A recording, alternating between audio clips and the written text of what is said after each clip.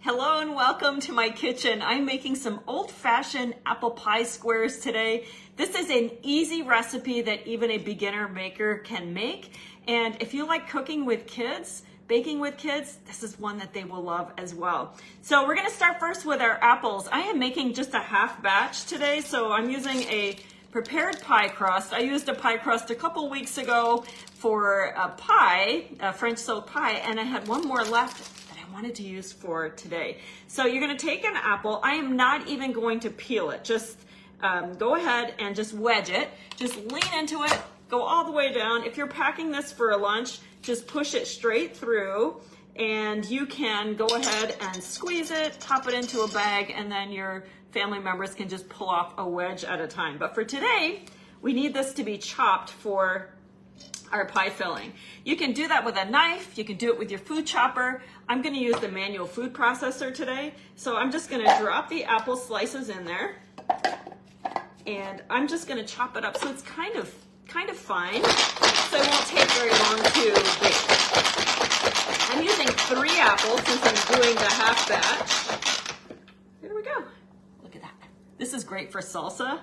And by the way, it's really great with Thin Mint Girl Scout cookies. You can whirl those up and put them in your ice cream. Super good. So I'm going to go ahead and just dump this into the bowl. I'm making just a couple of tweaks to this recipe just to make it easier. So instead of sprinkling the cinnamon sugar over the apples once they're in the crust, I'm going to do it all in the bowl. It's going to be easier to mix up, and you know, especially if you're baking with kids, you want everything to be easy, right? So we'll add first a 1/4 teaspoon of salt. And when you pull up this recipe, in the description of this post are the recipe steps. So you'll want to pull that up to take a look. I need 3/4 of a teaspoon of cinnamon. If you have some of our Karinji cinnamon that's available just between October and December, go ahead and use that. And if you don't, just use whatever cinnamon you've got on hand. So we'll add that. And then the full batch calls for 3/4 of a cup of sugar. Now I know that's 12 tablespoons. So 1/3 of a cup is 5 tablespoons plus a teaspoon. So I'm just gonna do a heaping 1/3 of a cup of sugar, and we're gonna call it good. So there we are. So we're just gonna mix this up, and it will just kind of sit in there and start to dissolve the sugar. You don't have to do this ahead or anything. Just do this step first before you roll out your crust, and that'll be just enough time.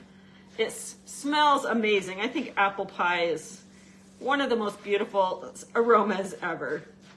And by the way, if you're in a real pinch, you can use a can of apple pie filling for this if you want to, but I like fresh. It's easy. Okay, so now we're gonna roll out the pie crust. So I like to use the baker's mat, and we need to, as best as possible, get this round pie crust into a rectangle. If you keep it sort of roundish, it's okay, totally fine. You wanna let your pie crust sit out for about 15 minutes so that it's soft. And if you like to make your own, you absolutely can do that too. So very gently, just unroll it. I bet you could do this with crescent rolls too. If you get the kind that's the sheet, that would probably work. So you really want about an 11 by 16 rectangle as best you can. So this is about 11 already. So I'm just gonna follow the measurements right on my mat and see if I can get it to, you know, roll out to be that nice, thin rectangle, and it's coming together perfectly well. All right. Pretty easy so far, right? All right. So if you're using 2 pie crusts, you're gonna make 2 sheets like this. Since I'm doing the half batch, we'll just leave it this way.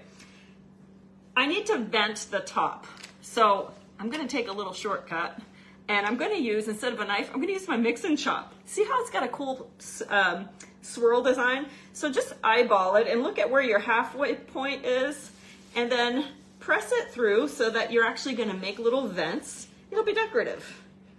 If you prefer, you can vent it once it's in there with a knife. Let's see, this one didn't quite go through all the way. There we go. Okay, now it's time to put it onto your stone. I'm using the medium stone bar pan since I'm just doing the half batch today. And the first thing I'm going to do here is I'm going to fold this dough in half so that it's easy to pick up. Okay, so we'll just transfer it here. We'll lift up this top one here, and then we're just gonna put all of the apple pie filling over the top. So because we don't need to seal this at all, this will be just perfect. Like this will cook down. Okay, so spread it all around. If there's a little bit that doesn't have the dough, you're good, okay? Now just take the other part and just kind of fold it over. You'll see the vents are there. This is really rustic, right? Okay. Finally, we're just gonna brush it with a little bit of egg wash. Just take a whole egg, beat it up, and this is gonna help it turn golden. And then if you have any extra egg, because you're not gonna use very much, I usually just stick this in the microwave for about 30 seconds to cook it up, either for a snack for myself, or honestly, I give it to Teddy. He likes that. If you haven't met Teddy before, he's my golden retriever. He's such a good boy. He deserves a treat, right? Okay, that's it. I'm gonna pop this in the oven for about 30 to 35 minutes at 400 degrees. When it's finished, I'll drizzle a little bit of a glaze made with just powdered sugar and milk. And we've got old-fashioned apple pie squares that were super easy to make. Are you gonna try this out? If you do, let me know, and I'll love to hear about your adventures in your kitchen. And just imagine, switch out the fillings with whatever pie fillings you like. Have fun. It just came out of the oven. I want to point out something. This area here kind of leaked out and it was super soupy in the oven. I just let it be and it mostly absorbed. So if that happens to you, just let it go. But you'll know it's done when it's pretty golden. This took 35 minutes. I've mixed up half a cup of powdered sugar and a little bit of milk. I'm using the silicone prep bowl and I'm just going to drizzle. The pastry's still warm.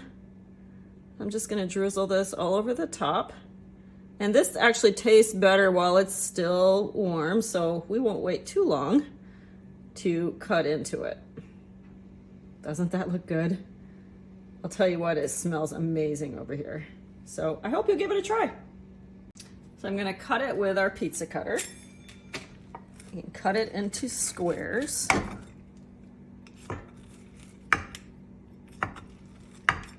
Just like this.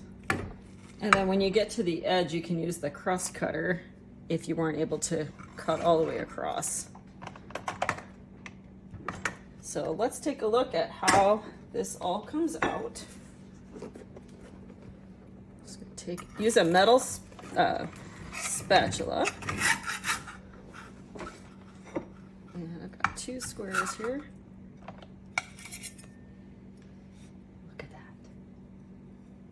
Perfect.